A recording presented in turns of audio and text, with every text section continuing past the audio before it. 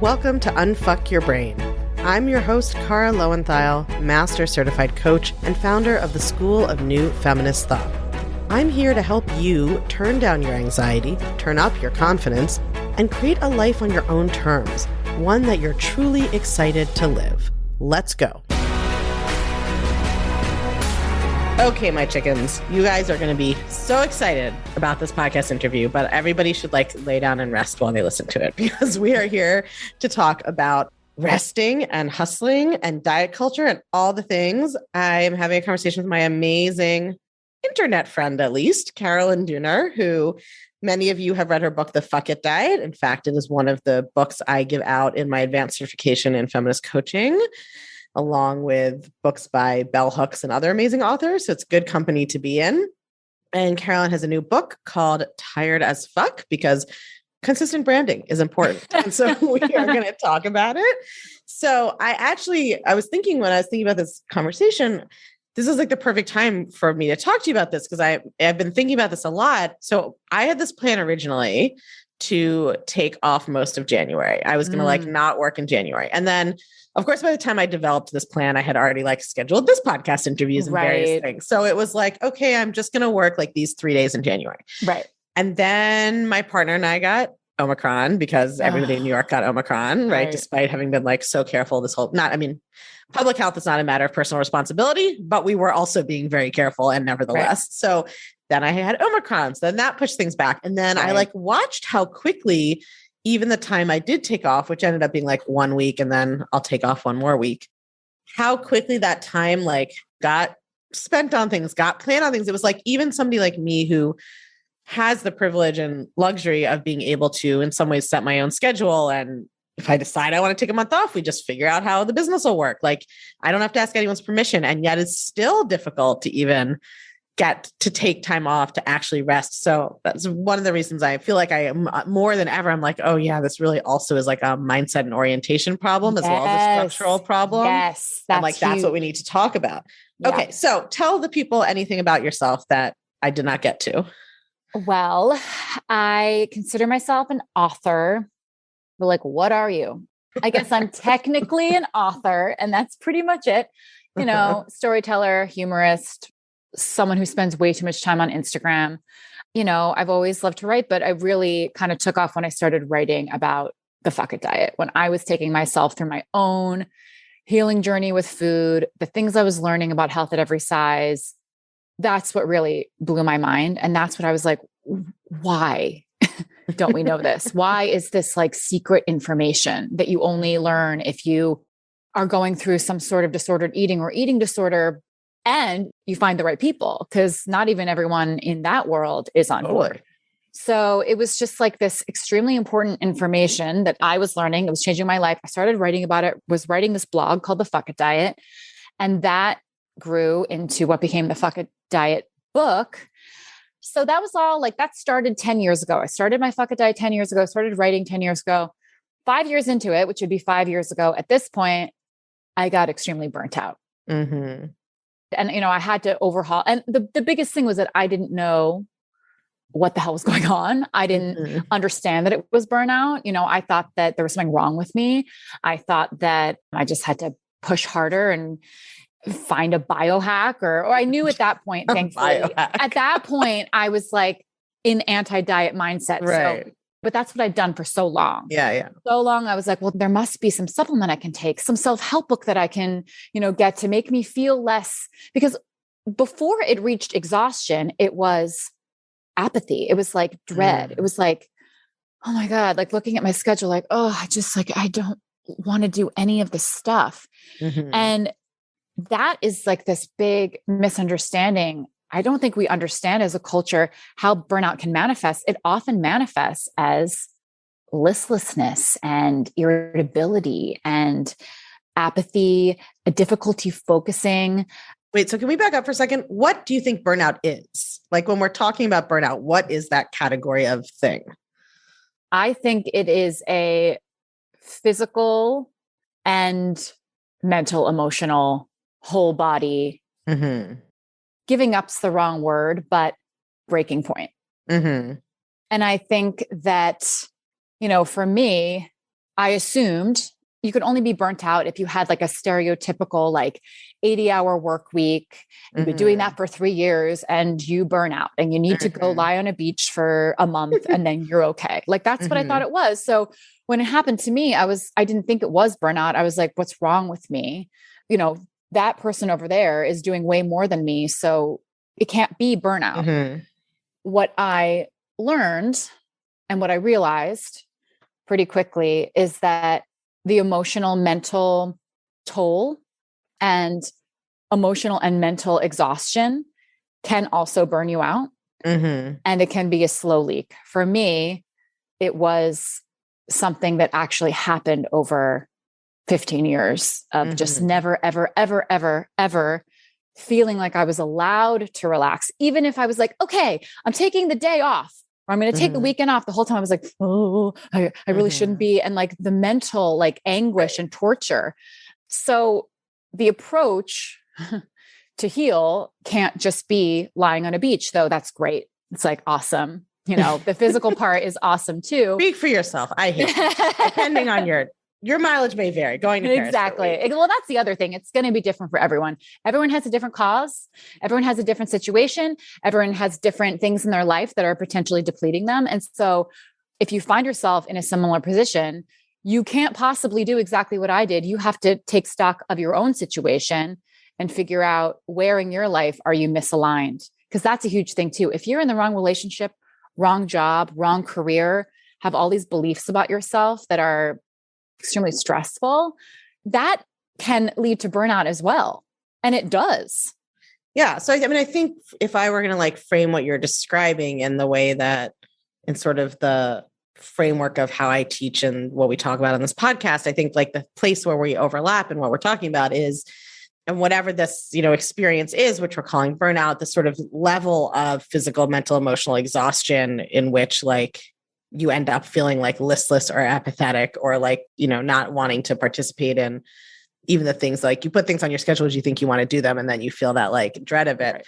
Right. Burnout is not a like one size fits all condition, one size fits all cause, or one size fits all cure. Right. And I think that mental part is so important because what people often do is like, right, like I just have to take vacation or I just have to like take time off or I don't like you. There are people who are in the scheme of things, not necessarily even working that many hours or having this experience. And then we look at the people who are working 80 hours and feel great. And then we think there must be something wrong with us. Right. But it's not a one-to-one. There are people who work 80 hours a week all the time and feel great. And that really is a good fit for them and the way they're thinking about it. So I think I'm always talking about the idea that if you take your, you know, changing your circumstance is not going to be what solves it. Like you take yourself on vacation with all your thoughts about how you're being lazy and selfish and shouldn't be resting and you aren't good enough and you need to think about work and like, it's not going to solve your problem. Exactly. Right. Exactly. So what parallel you talk about the parallel between diet culture in the book and kind of hustle culture. So I would love, I think my listeners are very familiar with diet culture, but possibly have thought less about hustle culture. Although I talk about kind of productivity as a capitalist patriarchy problem quite a bit. But so tell us how you see those things. Yeah. So, you know, one of the big things when I was trying to unlearn diet culture was this revelation that what I had thought about myself for so long, that I was this irresponsible, horrible food addict who could not get herself together, when what was really going on was hunger and like these very, very basic things where it's like, I thought that I was the problem and didn't realize that it was the state that I was putting myself into that was making me feel this way. It was such a parallel to when I was so burnt out and I realized, oh my God, I could call myself lazy. And I have for years, I could call myself lazy and irresponsible. But what is happening is that I am fucking exhausted. And in a culture that doesn't understand it, doesn't honor it, you know, has this one size fits all approach. Well, you know, this guy was able to thrive on 40 hours Mount Kilimanjaro in his time off from his job as an ER doctor. Exactly. Right. And again, just like you said, there are people who absolutely 100% thrive with that kind of a life and that kind of a constant everything. Though I will say, I would guess that at least some of those people are also running from their own shit, you know, but I do genuinely, I was talking to someone the other day about this and they were like, yeah, well, you're essentially like describing what a projector needs. I don't know if you know anything about human design. Yeah, I don't know much, though. When I read what a projector was, I was like, oh, needs a lot of rest. Like all of these things where it's like, yeah, but like case in point, we are all different. We have different modes that we need to operate in. And it's not to say that the people who can handle a lot more won't also get burnt out, because we're all pretty much pushing ourselves to our own limits. That's what we're expected to do. And it really can be a recipe for disaster. But the big parallel to me between diet culture and hustle culture, and I actually do see diet culture as kind of a subset of hustle culture. It's this like perfectionistic, if you just try, if you just do it perfectly, hustle yourself to the right body. Yeah, exactly. So, I'd unpacked so much of that stuff and totally changed my life, changed the way I saw everything. And then when I got to this place of burnout, I was like, oh shit, I'm still doing this similar thing. Mm-hmm.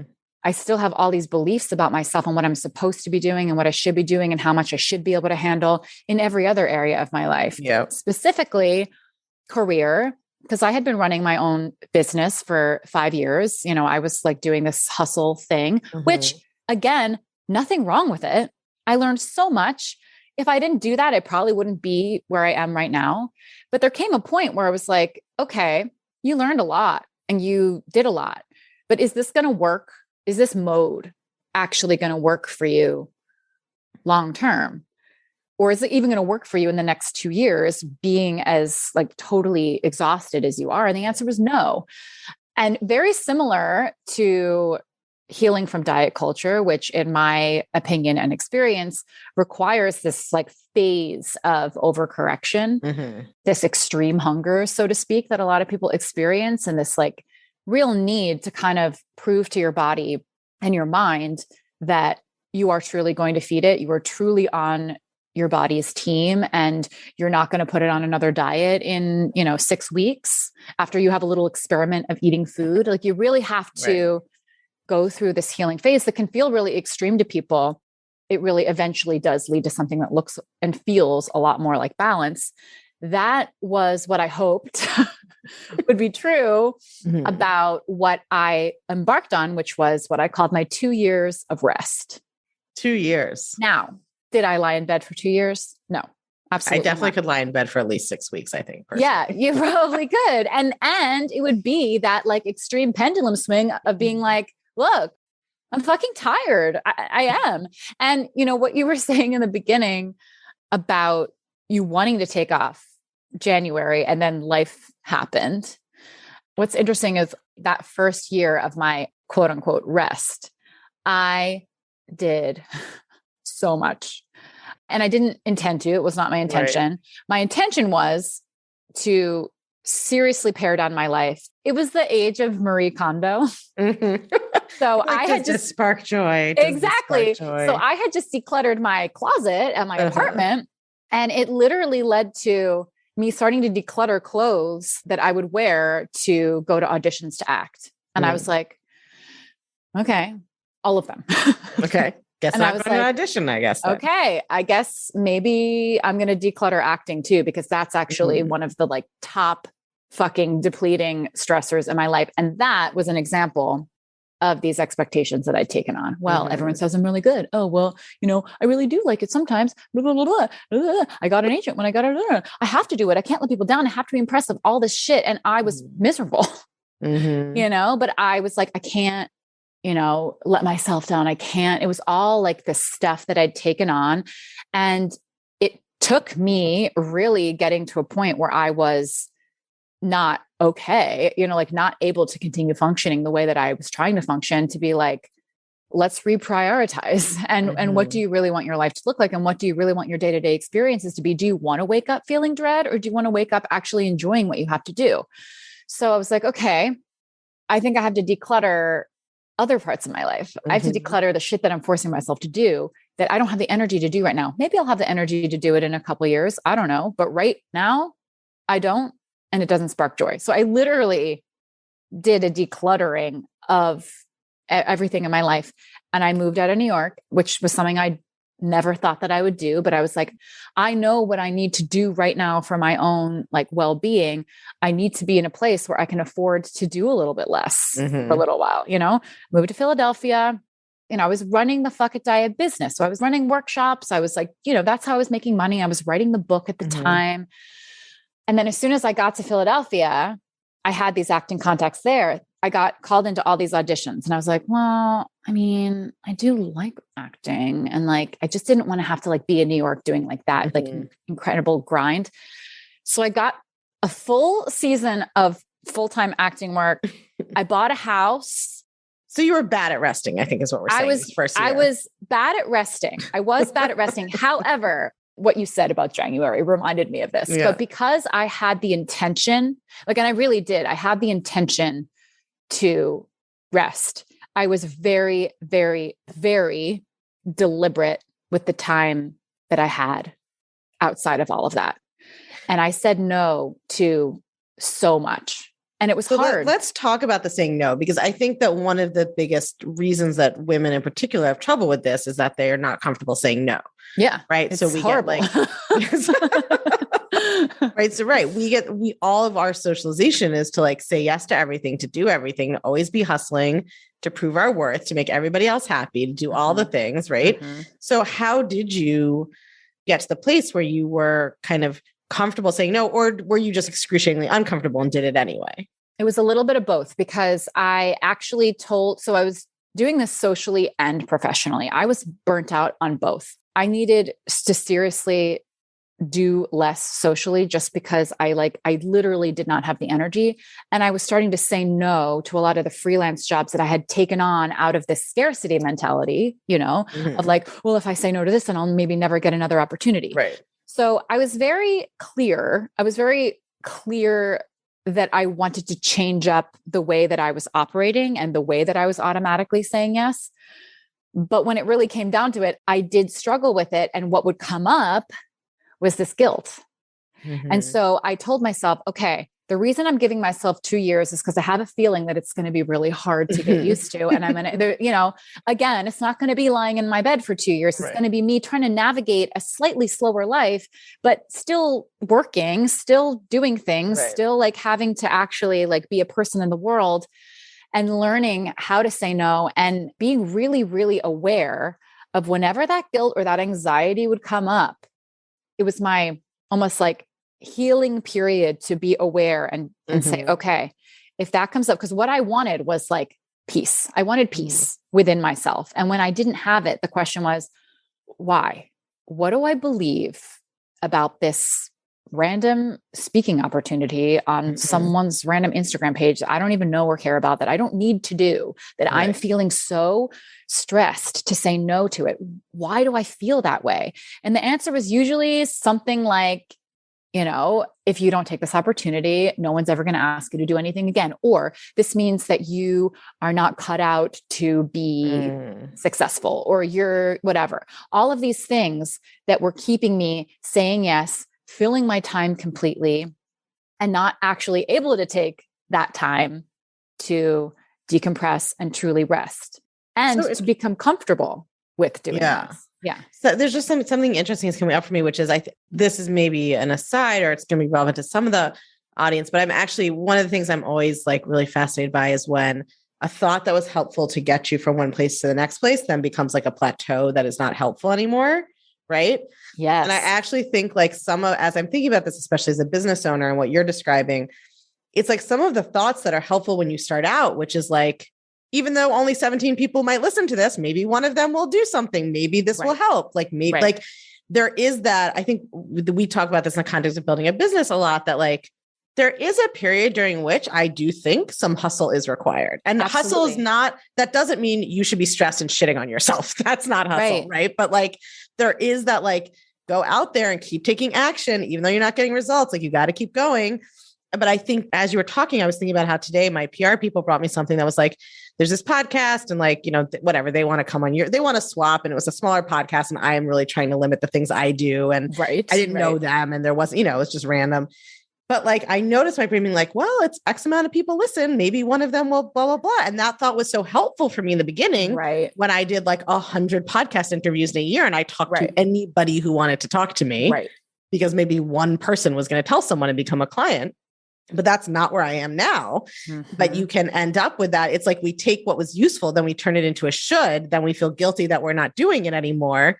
And then we have to up level our thinking into this like new and different identity. And if you're someone who like you or like me or like a lot of my listeners has been like hustling their way to achievement for so long, right? That identity. I mean, I think one of the things my colleague Simone Soul was writing about this recently, and I thought was so true. Like, we think rest is going to feel good. So we're like, it's supposed to be relaxing. Right. And then when it doesn't right away, we start hustling again. Yes. Like, no. Yes. If you've been hustling, rest is going to feel like shit. It's going to feel horrible. Yeah. Especially if you've been hustling to get away from your own negative self-talk. The minute you sit still, your brain is like, here's something you did in third grade that I think was pretty terrible. And I've been just waiting to tell you about it.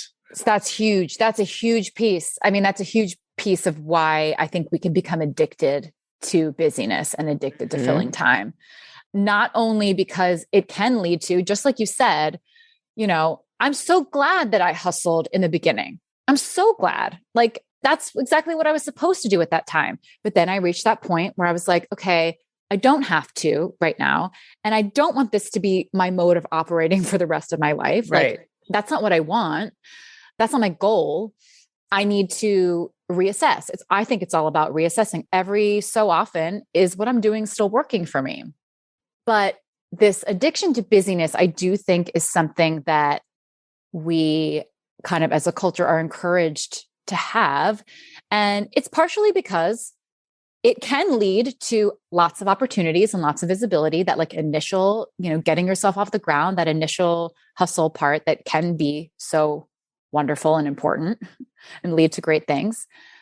The other thing is, you know, we're just told that that's the most responsible and wonderful thing to do. Right. It's just get endless a lot of hustle, praise. endless achievement. There's no stopping point. You just keep going. And then once you've, you know, ruined Earth, you go to space. Like you just like keep going and going. Exactly. So we get all this praise, all this like social cred for like being this person who's constantly busy.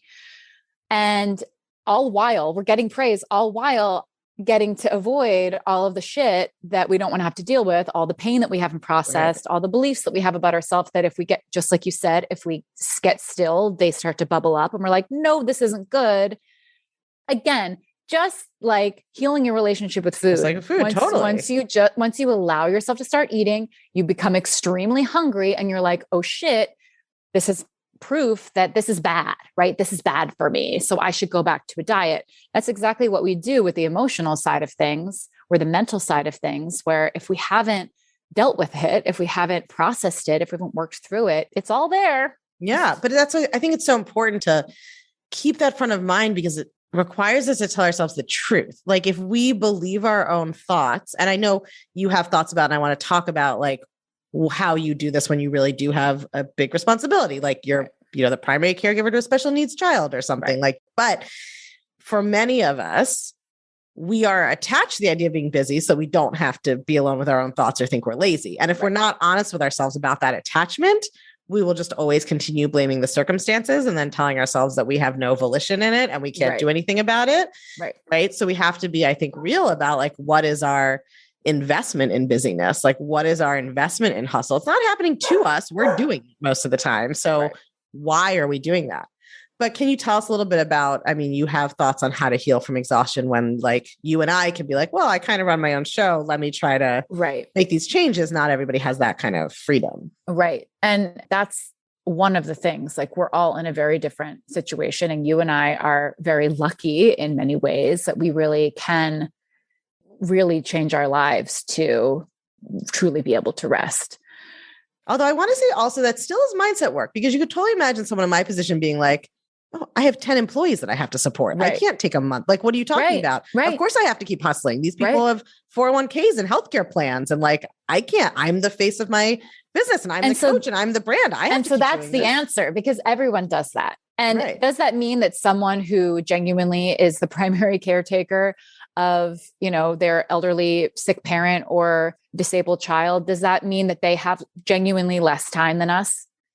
Yes, it does. Totally. However, there still is this piece that we have these beliefs about what we are allowed to do. This guilt of, well, when I do take time or when I do find someone to help me and I do take an hour away, like, what am I saying to myself? Do I actually allow myself to relax? And do I actually believe that I'm allowed to relax? Do I actually believe that it's safe to relax? Because that's I even know what relaxing is, right? Because one of the things I have been thinking about and working about lately, this is also perfect for us having this conversation now, is like the conflation my brain makes between relaxing and dopamine producing activities, which are not the same thing, right? So my brain will say it wants to relax. And then what it thinks that means is like watching Netflix on your phone.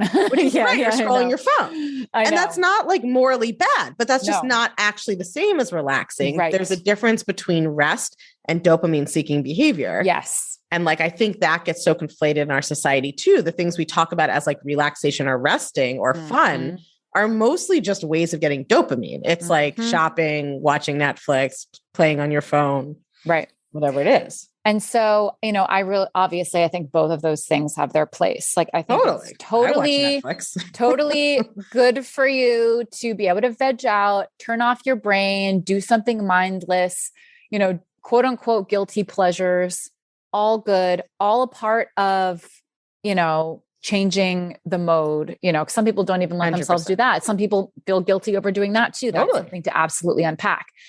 And what so few of us do is truly, truly have downtime where you are not doing anything.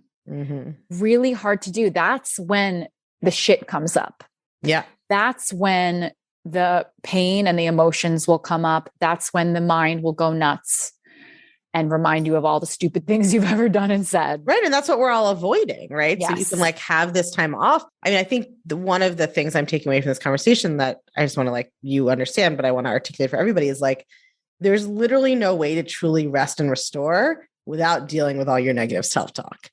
And that's the truth. Like whether you're spending an hour a day on it or an hour a week on it or an hour a month, like whatever the amount of time it is that you're going to spend on this stuff, like you can take time off from work, engage in a bunch. And when I say dopamine seeking behavior, that's not a bad thing. Right. I'm just learning to be clear with myself about which thing I'm doing. Right. Like this is rest time. This is dopamine time. There's nothing wrong with it. It's just two different things. Right. Exactly. But like, there's no way you can take time off, do things that distract you from yourself, go back to work. You can be in that cycle forever. You'll never feel rested. And I think paradoxically, like one of the things that I always find surprising is like, in some ways, how little, I don't mean to sell this as you only need 3 minutes a day of rest and you'll feel great. But when you truly rest, it's like surprising how much even I think a little bit of that like reinvigorates you compared to what you think you'll need. I mean, this thing that I started doing when I was going through the fuck diet and then I continued during my 2 years of rest was this 10-minute lie down. And people will read it and be like, okay, like I'm burnt out. I need more than 10 minutes. Exactly. And yes, you probably do. But it's this time where I try to be very clear. Don't do anything else. It's just it's not 10 minutes looking at your phone. Exactly. It's not scrolling in bed. Exactly. It's 10 minutes with your eyes closed, breathing, being alive. You will have thoughts. You will have emotions. Sometimes you'll feel great. Sometimes you'll feel horrible. That's all you have to do. People have said, I can't even believe how much it can reinvigorate me. I know some people are like, is it okay that I fall asleep for like 45 minutes every time? And I'm like, yeah, you're really tired. Like that's what that means. And that's okay. Like, that's okay that your body is like, your body's smart. It's doing it on purpose. But usually, if that's not the case, people are like, I can't believe it. Like I'm able to get up and keep going and I'm okay. So those kind of things can actually help so much. And rethinking about the way that we go about and reprioritizing and understanding that those little moments of slowing down can really feed us so much. And we're usually not taking them and avoiding it completely. Right. And that's totally what people are like about all sorts of things, right? It's that all or nothing. Like if I'm just going to go for a 10-minute walk, it's not worth it. Right. I'm supposed to be going to Pilates 5 times a week. So if I'm just going for a 10-minute walk, then fuck it. Right. It's that same mentality applied to rest. And I think there are ways in which I think like, yes, it still might be fun to try to take a month off from work sometime or 2 months or a year. But then there's also ways in which I'm like, possibly if you put down your phone for 2 hours and just actually like went for a 2-hour walk, you might not need a whole month off. Like, there's this sort of like perfectionist thinking of like, it's just the same old diet thinking, right? Of like, okay, so then I need to take a month off where I do absolutely nothing. Is the same in some ways as like, I need to have the perfect diet. Like maybe just lie down for 10 minutes, try that, see how you feel. Exactly. And that's why when I was like, okay, I'm going to take 2 years of rest. And the reason that I'm taking a full 2 years is because I have a feeling it's going to take me a long time to figure it out and to actually work through my shit. And just like you said, that it's a mindset thing. That's what it was for me, because I wasn't just lying down. I wasn't just doing nothing. You were like, I've gone to the mountain for 2 years and I am not interacting with human society. Right. I was trying to figure out what the fuck I was doing to my own self with my own brain. Yeah. That's what I was trying to figure out, because I knew that I had to come back. Like the goal was to like re-enter life with a better like approach, you know? And in truth, you were like, based on what you're saying, like 2 years of rest is like a great sort of phrase and concept, but just the people listening aren't like, no, I can't just take 2 years off. Like you were working, you bought a house, you moved, you were like, it's not 2 years of doing a lot of stuff. Yes. Right. Exactly. It's like 2 years of Marie Kondoing your schedule. Yes. Like. And so that first year was very busy, though I was doing all these shows, getting home at 11 and people would go out and get drinks. And I'd be like, no, I'm fucking exhausted. Oh, so I actually never answered one of your questions.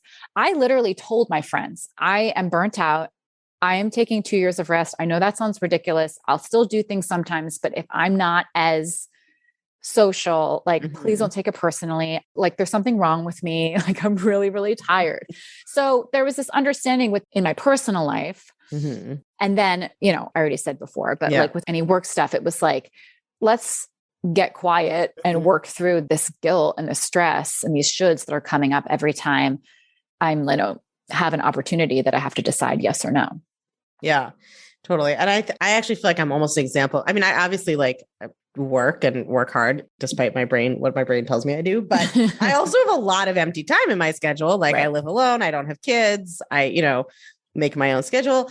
But the truth is like, I can either feel really energized and plugged in, or I can feel totally burnt out depending on the way that I'm thinking about my life and how I'm spending all of that off time. And again, both of us would be the first people to be like, yeah, there's no moral weight. Watch Netflix all day if you want. Like, make every day for a year if you want. Do whatever you want. It's not a moral issue.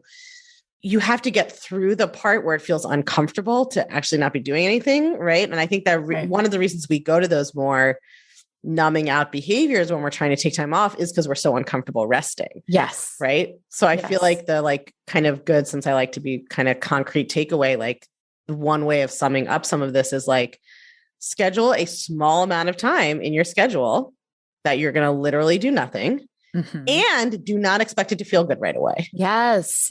Yes. It's not going to feel great. It might feel bad for a while. It probably will. It probably will.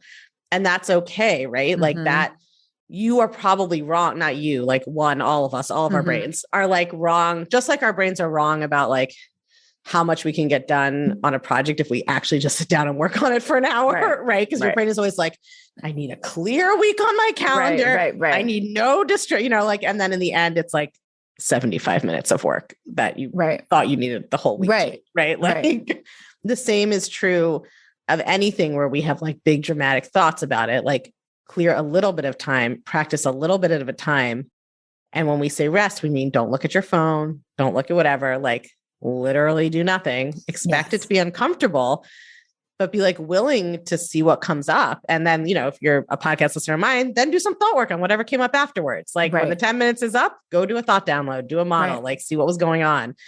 But like burnout really is, it's not that it doesn't have physical effects, but it is like a state of mind, right? Like you can do whatever adrenal gland protocol you want, but if your thoughts are, you know, I'm a piece of shit who's lazy and terrible and I don't deserve to rest, probably not going to solve your problem. That's it. And that's what I came to. I was like, again, I've tried everything. I've tried everything to fix this feeling that I have, this exhaustion that I have. The problem is my mind, the way I'm operating, the way I see everything, the way I'm treating myself in my own brain subconsciously. I didn't even realize it was happening. Right. And that is such a parallel to diet culture, because the truth is when you look at the world, there are people who are happy and healthy on like every random diet in the world. And it's all because whatever works for them and their thought process around it. It's not because there's one correct thing that's going to fix everybody. Exactly. Amen. Every time we talk, I did an interview with Caroline. Actually, they all heard it because we released. Oh yeah, I love it. Around New Year's, but it's basically us just being like, yes, that, and also I agree with you. Amen again.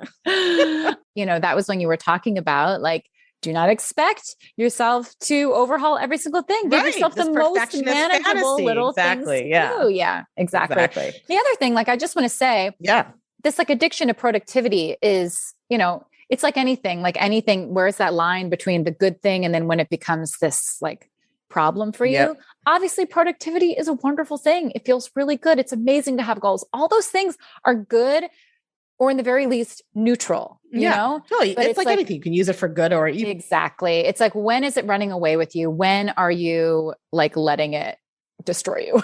Totally. And my listeners have heard a million times, maybe like, you can make $1 million, you can do whatever. It's not going to change the way you feel about yourself. That's the work you got to do from the inside. Yep. All right. Where can people find your book? Is it out? When is it out? Where can they get it? It's coming out February 8th. So I'm not sure when this is coming out, but it's coming out February 8th. You can go to thefuckitdiet.com/tired and you can read the beginning. You can get it all in there. You're like, fuck it, diet and tired. I have all the things. Exactly. Yeah. You can read the beginning, see if it, jives with you, see if you like the writing style. And you can find me at The Fuck It Diet on Instagram. Go buy her book. Got to get those early numbers up. Exactly. Thank you for coming on, Caroline. We'll put all that in the show notes. Thank you so much for having me, Kara. Bye. If you're loving what you're learning on the podcast, you have got to come check out the Feminist Self-Help Society. It's our newly revamped community and classroom where you get individual help to better apply these concepts to your life, along with a library of next-level, blow-your-mind coaching tools and concepts that I just can't fit in a podcast episode. It's also where you can hang out, get coached, and nerd out about all things thought work and feminist mindset with other podcast listeners just like you and me. It's my favorite place on earth, and it will change your life, I guarantee it. Come join us at www.unfuckyourbrain.com/society. I can't wait to see you there.